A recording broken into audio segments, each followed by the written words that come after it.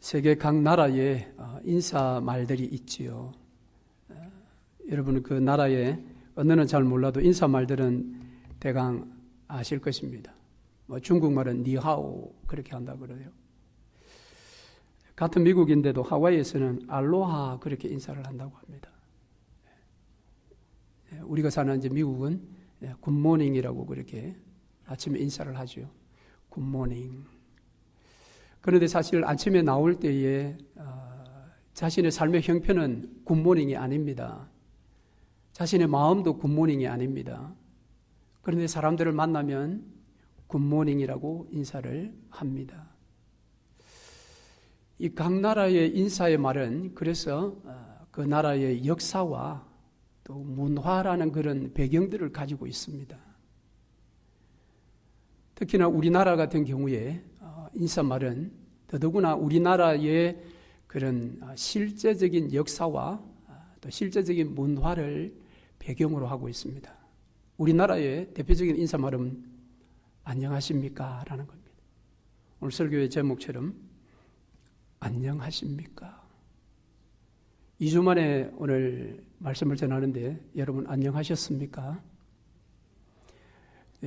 그런데 우리나라의 안녕하십니까? 라는 것은 그 역사와 배경을 살펴보면 지난밤에 별일 없었습니까? 라는 그런 의미가 담겨져 있습니다.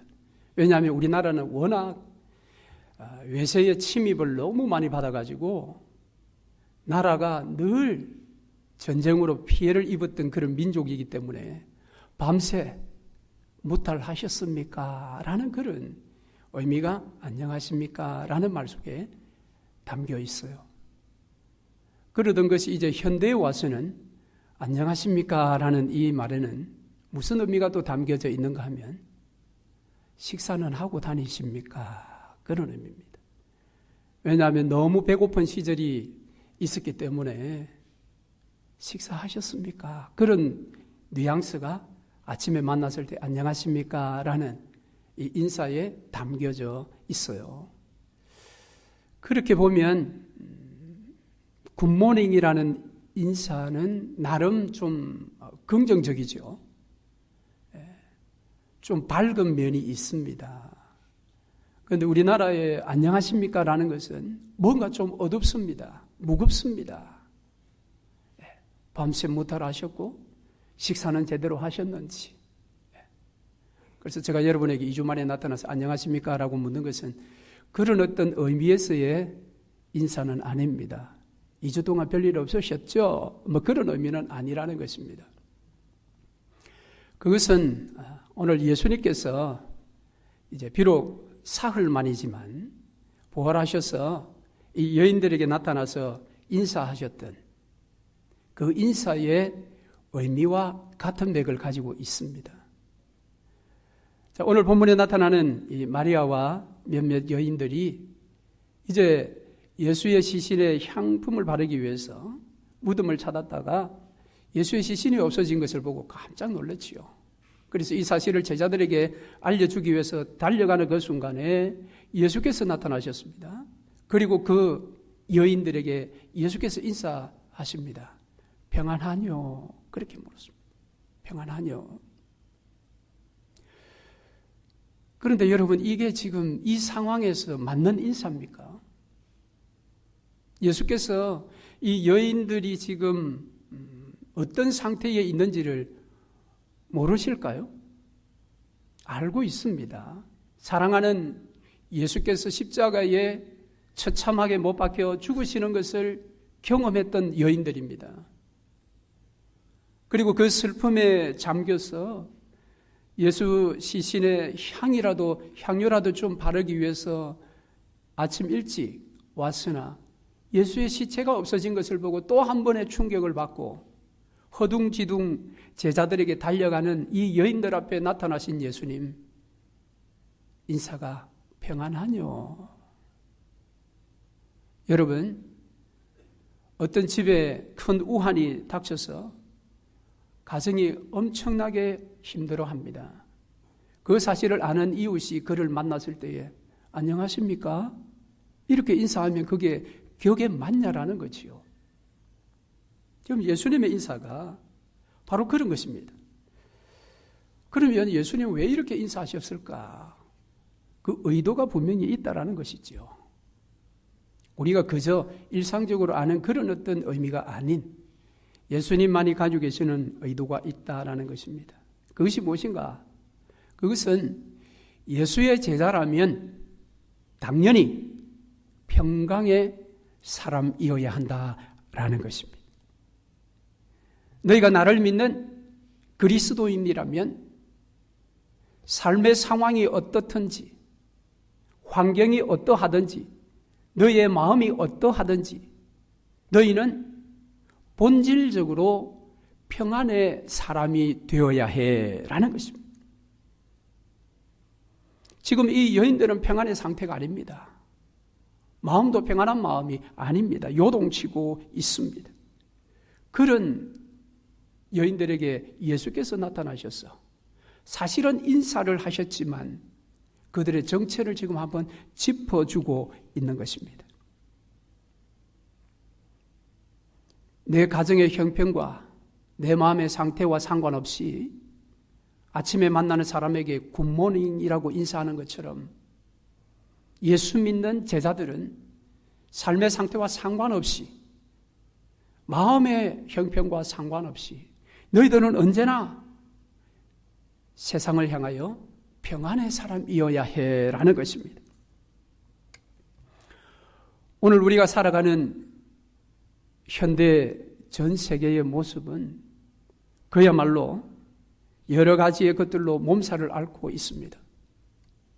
급변하는 기후의 변화들, 그리고 끊이지 않는 전쟁의 소식들, 심지어는 사상적인 대립으로 한 민족임에도 불구하고 여러 조각으로 나뉘어져서 대립하며 서로 죽이려고 공격하는 그런 시대에 우리가 살고 있고요. 더더구나 지금은 종교 전쟁이 가장 치열하게 일어나고 있습니다. 저와 여러분이 속한 기독교가 핍박을 받는 그런 시대를 우리가 살아가고 있고요.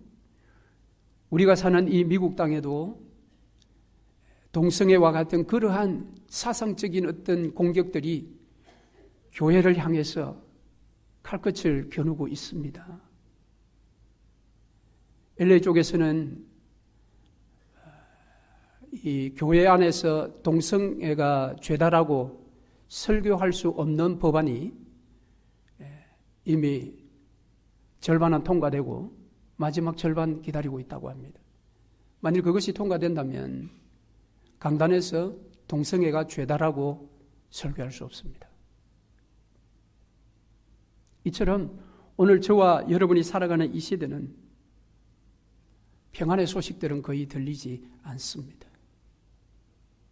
그럼에도 불구하고 예수께서는 오늘 이 지구촌에 재난을 당한 그 사람들이 예수를 믿는 사람인지 믿지 않는 사람인지 모르겠으나 그들을 향해서 예수께서 평안하뇨라고 그렇게 인사하십니다.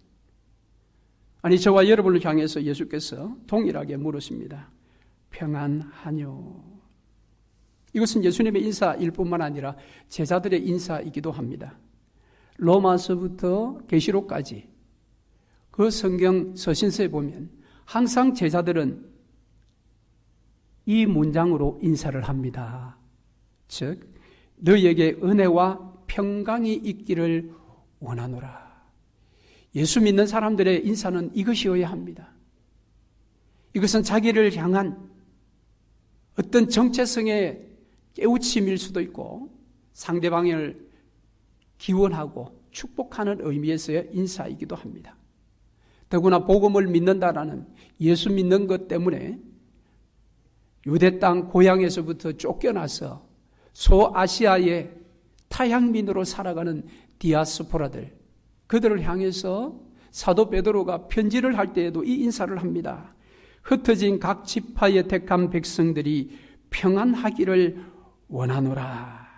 그래서 예수 믿는 사람들의 삶의 특징은 언제나 평안을 유지하는 것입니다. 굿모닝이 아닌 아침이어도 그는 언제나 굿모닝을 인사하는 사람이 예수 믿는 사람이어야 합니다. 바로 저와 여러분이 그런 사람입니다. 자, 그렇다면 도대체 이 평안은 무엇인가라는 거죠. 무엇이기에 우리의 삶과 우리의 마음과 그런 것과 상관없이 언제나 이것을 유지해야 하느냐. 이 평안이 도대체 무엇인가라는 거죠. 그것은 히브리 말로 하면 샬롬입니다. 이것을 헬라어 말로 바꾸면 단어가 에이레네라는 말입니다. 에이레네. 이 에이레네라는 단어는 신약에 약 92번 정도 등장한다고 합니다. 에이레네. 에이레네라는 말은 평화라는 말인데요. 이것은 사람과 사람 사이의 어떤 관계 속에서 이루어지는 것이 아니라 어떤 상태를 표현할 때 사용되는 단어라고 합니다. 그러니까 전쟁이 시작되어서 끝이 나지 않고 전쟁이 계속해서 일어납니다. 평화와 정반대의 때죠. 그런데 어느 한순간 전쟁의 이 막간이 있습니다. 예를 들면 역사책들을 보면 한참 전쟁을 하다가도 12월 25일 성탄절에는 전쟁을 하지 않고 하루 동안은 그냥 휴전 상태로 있다고 하잖아요. 이처럼 전쟁이 치열한 순간 끊이지 않는 전쟁 가운데 한 막간 하루 동안 전쟁이 딱 그친 상태, 그 상태를 에이레네라고 불렀다고 합니다. 더구나 이 말은 원래 에이레네라는 지역이 있었다고 합니다. 그 지역은 굉장히 위치적으로 중요한 지역이기 때문에 그 지역을 둘러싼 여러 나라들이 그 땅을 차지하기 위해서 끊임없이 전쟁을 벌이는 것입니다. 그러다가 로마 제국이 등장하면서 이 에이레네 지역을 점령하게 됩니다. 그 제국이 점령하고 보니까 다른 주변의 나라들이 더 이상 에이레네라는 지역을 넘보지를 못하는 것입니다. 워낙 강한 제국이기 때문에. 그래서 에이레네 지역은 비록 로마의 식민지가 되었지만 전쟁은 끝난 상태가 되어버린 거예요. 바로 그 전쟁이 끝난 상태, 그것을 그 지역의 이름을 따서 에이레네 그렇게 불렀다라는 것입니다.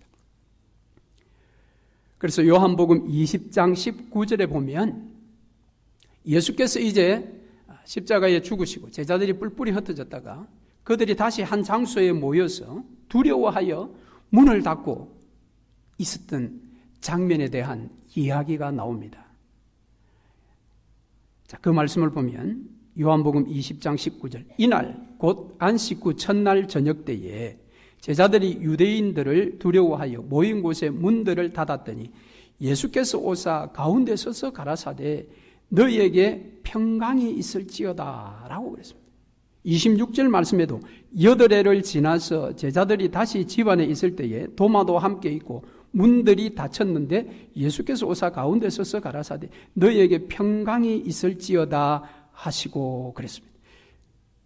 자, 안식 후 첫날 예수께서 죽으시고 사흘 만에 부활하신다고 했던 그날 저녁에 제자들은 예수가 부활할 것을 믿지 않았기 때문에 자기들끼리 모여서 두려워하여 문을 꽉 걸어 잠그고 있었는데 예수께서 그 장소에 나타나셔서 부활의 몸으로 나타나셔서 그들에게 인사합니다.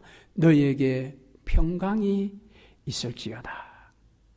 그리고 26절에 보니까 8일이 지난 후에 첫 번째 나타났을 때는 아마 도마가 없었던 것 같아요.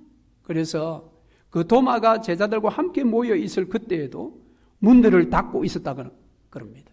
그때 예수께서 또 오셔서 너희에게 평강이 있을지어다. 이때에 사용된 단어, 이 평강이라는 단어가 에이레네라는 말입니다. 에이레네 휘민은 너희 가운데. 자, 여러분 보십시오. 이 제자들은 지금 평강의 상태가 아닙니다. 그러니까 두려워 문을 잠그고 숨어 있습니다.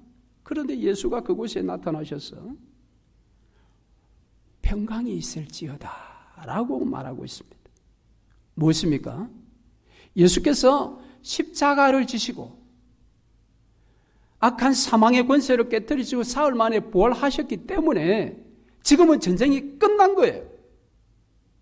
전쟁이 끝났으나 제자들은 전쟁이 끝난 줄을 모르고 숨어서 두려워 떨고 있었다라는 것입니다. 그래서 예수께서 나타나셔서 전쟁이 끝났다라는 것입니다. 이건 실제적인 역사입니다. 실제적인 역사예요. 2000년 전에 이 땅에 실제적으로 일어난 사실입니다. 에덴 동산에서부터 끊임없이 사단이 하나님의 백성들을 공격하여 전쟁을 벌였던 그것이 2000년 전에 예수께서 실제 인간의 역사 속에 인간의 몸을 입고 오셔서 그분이 십자가를 지시고 죽으시고 사흘 만에 부활하심으로 이 평강의 때를 만드셨다라는 것입니다. 그래서 예수께서 나타나셨어요. 지금은 에이렌의 때야 라고 그들을 일깨워 주는 것입니다. 몇 주 전에 말씀드렸던 대구의 한 목사님의 사택에 불이 나서 사모와 두 딸이 불에 이제 화상을 입고 큰딸이 며칠 만에 죽어서 천국 가게 되었다라는 말씀을 드렸습니다. 여러분, 그 목사님의 심령이 어떠했겠습니까? 그 마음에 어떤 마음이 자리를 잡았겠어요? 큰딸을 생각하면 정말 눈물이 나고 마음에 엄청난 요동이 일어나겠죠. 마음이 얼마나 아프겠습니까? 그런데 놀라운 것은 그 목사님의 고백이었다고 합니다. 그것은 그토록 힘들고 어려운 고통의 때를 지금 자기가 지내고 있는데 그 상황에 지금 자기가 떨어져 있는데 자기의 심령으로부터 올라오는 한 소리가 있었. 그것이 무엇인가 하면 하나님은 선하시다라는 것이었다고 합니다. 참 이것이 여러분 할렐루야죠. 제가 이 이야기를 해드리면서 그때 그랬을 것입니다. 우리의 삶의 어떠한 상황에서 정말 기가 막힌 상황에 떨어졌다 할지라도 우리가 고백해야 할 말은 이 말입니다. 그럼에도 불구하고 하나님은 선하십니다. 여러분 그것이어야 합니다. 그 목사님의 심령으로부터 올라온 그 말은 그래도 하나님은 선하시다. 사랑하는 큰딸을 잃고 그 딸이 불에 탈 동안에 아버지로서 아무것도 해주지 못했던 그 어처구니 없고 기가 막힌 상황에 대해서 평생을 잊을 수 없을 만한 고통이 그 마음속에 있었겠으나 심령으로부터 올라오는 소리는 하나님은 선하시다. 여러분, 그 화마가 딸의 생명은 빼앗아갈 수 있었으나 그 아비의 심령 가운데 있는 평안은 빼앗아가지 못한 것이었습니다. 정말 주의 은혜가 아니면 있을 수 없는 일 아니겠습니까? 그럼에도 불구하고 그것이 그리스도인이라는 것입니다. 예수 믿는 사람의 정체라는 것입니다. 그것을 우리는 잊지 말아야 합니다. 그런데 또 특이한 것은 예수님께서 오늘 우리가 읽은 본문의 말씀에 나타나는 이 평안하뇨라는 말은 요한복음 방금 읽어드렸던 제자들에게 나타났던 20장 19절과 26절에 나오는 평안하뇨라는 말과 한글은 똑같습니다. 그런데 원어 헬라어는 다른 단어를 예수님께서 사용하셨어요. 요한복음 제자들에게 나타났을 때는 에이레네라는 단어를 사용하셨는데 오늘 이 마리아와 여인들에게 나타나셔서 평안하뇨라고 하셨을 때 헬라어는 카이레테라는 단어를 사용했다고 합니다. 이 단어가 두 단어예요. 왜 예수님은 모인 제자들에게 찾아가셨을 때는 두 번이나 에이레네 평안하뇨라고 했다가 왜 이 마리아와 여인들에게는 카이레테라는 말을 사용했을까? 물론 둘 다 평안의 인사 말입니다. 자, 우리가 사용하는 자유라는 말이 있지요. 자유. 이 자유라는 말은 우리 한글은 하나밖에 없는데 영어는 두 가지가 있습니다. free라는 단어가 자유입니다. 그리고 liberty라는 말이 자유입니다. 우리말로는 똑같이 자유라고 번역이 되지만 단어는 두 가지입니다. 그런데 두 단어의 의미는 완전 다릅니다. 먼저 이 free라는 단어, 이것은 인간이 인간에게 자유를 줄 때에 사용하는 단어라고 합니다. 그러나 liberty라는 이 단어는 신이 인간에게 자유를 줄 때에 사용하는 단어라고 합니다. 완전 다르지요. 남북 전쟁으로 말미암아 얻게 된 수확인 노예 해방, 흑인들의 노예 해방을 이야기할 때는 프리라고 이야기를 합니다. 그러나 억만 죄악 가운데 저주받았던 인생들을 신이신 예수 그리스도께서 이 땅에 오셔서 십자가와 부활로 말미암아 우리를 그 죄로부터 완전한 자유로 은총을 베풀어 주셨을 때에 사용되는 단어는 리버티라는 말인 것입니다.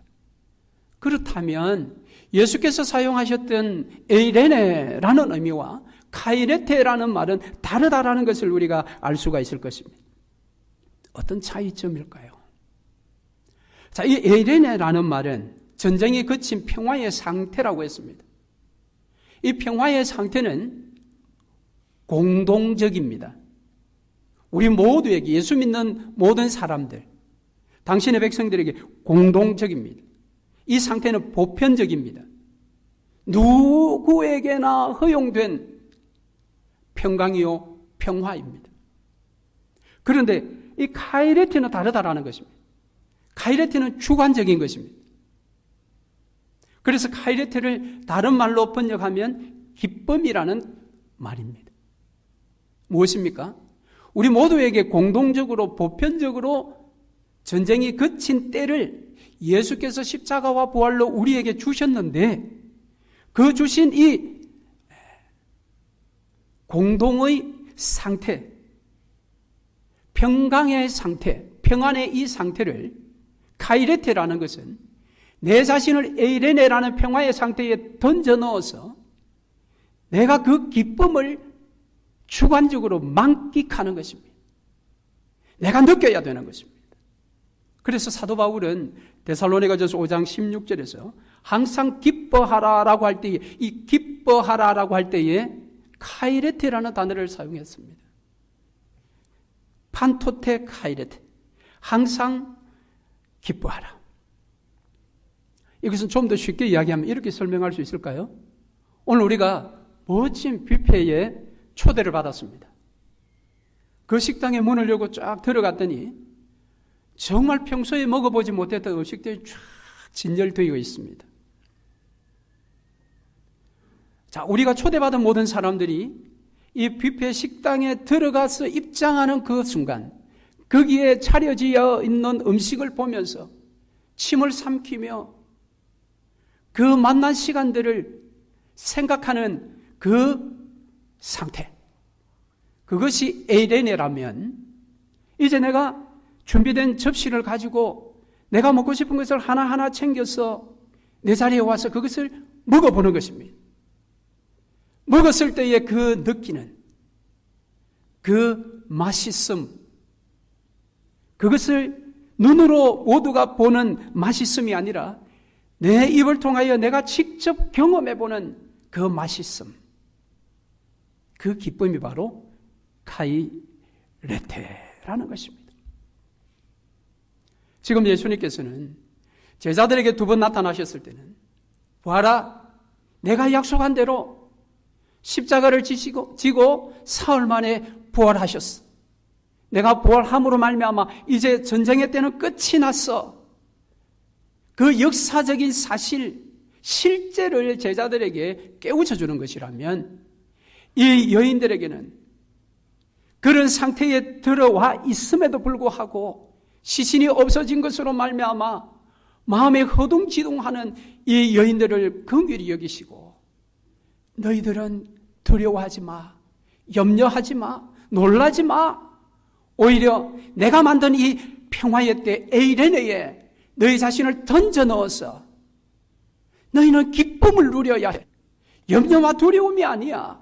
기쁨을 누려야 해. 너희들은 라는 예수님의 말씀인 것입니다. 그런데 오늘 저와 여러분에게 이런 카이레트의 기쁨이 있었습니까? 우리의 삶은 주님 오시는 그날까지 어쩌면 평화의 소식은 거의 들리지 않을 것입니다. 끝내셨습니다. 사단과의 영적인 전쟁에서 수천 년 이어져 왔던 그 전쟁을 예수께서 승리하셨습니다. 그래서 우리가 통성경 20번째 마당에서 우리가 미리 건네받은 승리의 노래를 우리가 살펴보지 않았습니까? 그런데 오늘 상태를 놓쳐버리고 그 평화의 상태에서 우리가 개인적으로 매일매일 누려야 할 이 기쁨을 누리지 못하고 예수를 믿고 살아가면서도 믿지 않는 사람들로부터 네가 섬기는 하나님은 도대체 뭐 하고 계시냐?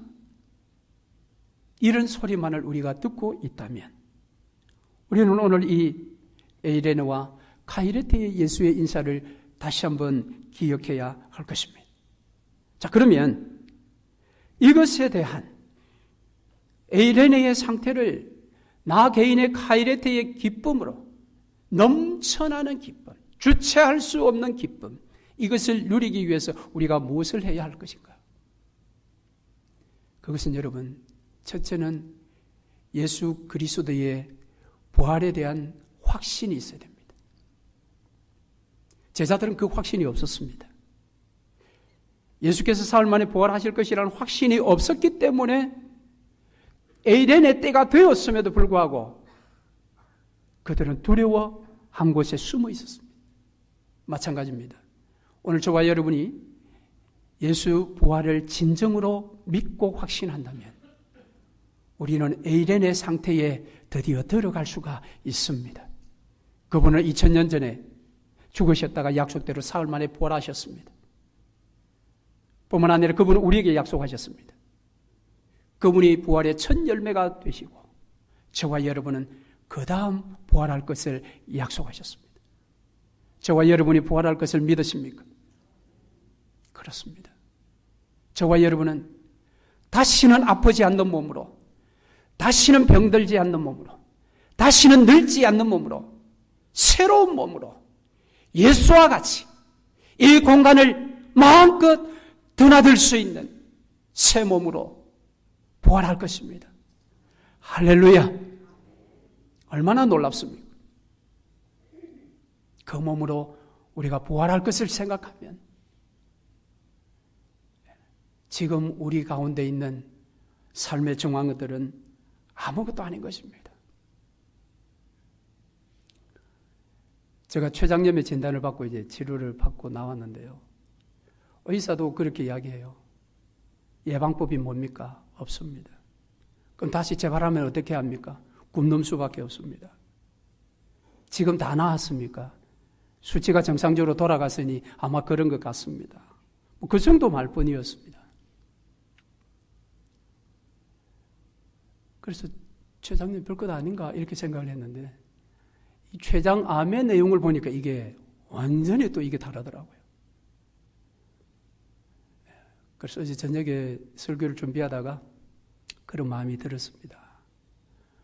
다시 재발이 된다든지 또 염증이 계속해서 있어서 이게 이제 암으로 간다든지 하면 이 췌장암은 정말 이게 이제 암 중에서도 가장 살아날 수 있는 이 확률이 떨어지는 병이라고 그래요. 그 마음에 이제 낙심이 될 수도 있는 거죠. 그러나 여러분, 우리가 예수처럼 다시 부활한다는 사실을 기억하면 여러분 이것은 아무것도 아닌 것입니다. 아무것도 아닌 것입니다. 그래서 내가 예수 부활을 따라 다시 새 몸으로 입고 부활할 것이라는 사실이 오늘 우리의 삶의 모든 것들을 이기고 극복하게 만들 것입니다. 할렐루야. 또 하나의 확신이 우리로 하여금 에이레네 상태의 우리 자신을 던질 수 있는 길입니다. 그것은 예수 재림에 대한 약속을 확신하는 것입니다. 예수께서 다시 오신다고 하셨습니다. 그분은 속히 오시겠다고 하셨습니다. 그래서 오늘 우리의 삶의 형편이 어떠하든지 우리 자신들을 예수 재림이라는 이 진리 속으로 던져 넣어야 합니다. 예수께서 다시 오신다. 여러분, 이 말은 우리의 삶의 끝이 있다라는 사실입니다. 끝이 있다. 인간의 생명과 DNA를 연구하는 어떤 한 학자가 유튜브에 강의를 했는데요. 그 제목이 이런 제목입니다. 혹 재수 없으면 200살까지 살 수 있습니다. 라는 거예요. 아니, 왜 재수가 없습니까? 200살까지 산다는데. 그런데 이분은 혹시라도 재수 없으면 우리 현대인들이 200살까지 삽니다. 그거예요. 그것은 무엇입니까?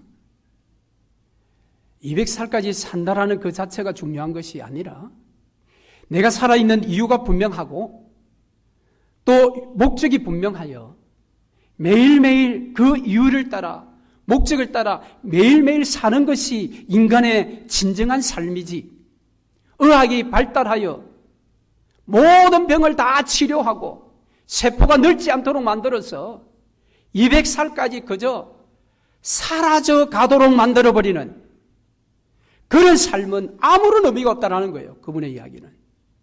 그건 오히려 재수 없는 삶이라는 겁니다. 적당한 나이가 될 때까지, 아니 내 인생에 하나님이 원하시는 뜻이 무엇인지, 나를 왜 이 땅에 보내셨는지의 정확한 뜻을 알고 그 뜻을 이루기 위해서 내 힘과 능력을 다하여 수고와 땀을 흘렸다면 그 사명을 이룬 적당한 때가 되어 주님, 이제는 족하오니 나를 부르소서. 그런데 사람의 욕심은 끝이 없지요. 100살 세대라고 하지 않습니까? 그런데 지금 200살 세대가 곧 온다라는 겁니다. 가능할 것 같아요. 지금 4G 시대인데 5G 시대가 들어가면 세상이 놀랍도록 우리가 정말 상상을 초월하는 세상이 올 것이라고 하지 않습니까? 그런데 그런 삶이 과연 카이레테의 삶일 수 있는가라는 것입니다. 놀랍게도 우리 주님이 이 땅에 오신다고 합니다. 그러니까 우리의 삶에 여러분 끝이 있습니다. 세상살이 고달프시지요. 조금만 지나면 끝이 옵니다. 우리의 신랑 예수가 저와 여러분이 영원히 거할 처소를 예비하시고 우리를 데리러 이 땅에 천군 천사들을 앞세워 오실 것입니다. 그리고 우리의 왕이신 하나님이 계신 그곳으로 데려가서 내 주님 찬양하며 영원토록 즐거워하며 기뻐할 그 날들을 우리에게 주실 것입니다. 더 이상 눈물이 없고 더 이상 곡하는 것이 없고 더 이상 병들미 없고 더 이상 헤어짐이 없는 영원한 나라, 영원한 나라. 할렐루야. 그날 가기 전까지 저와 여러분은 2000년 전에 예수께서 만들어 놓으신 이 에이레네라는 전쟁의 끝난 상태, 그 상태에 우리 자신을 믿음으로 던져서 주체할 수 없는 기쁨, 삶의 그 어떠한 상황에 빼앗아갈 수 없는 그 기쁨을 누리며 신랑 예수 내 주님 다시 오시는 그날까지 여러분 변치 마시고 믿음으로 달려가시며 카이레테의 기쁨을 누리는 복된 삶이 되시기를 주의 이름으로 축원합니다. 아멘.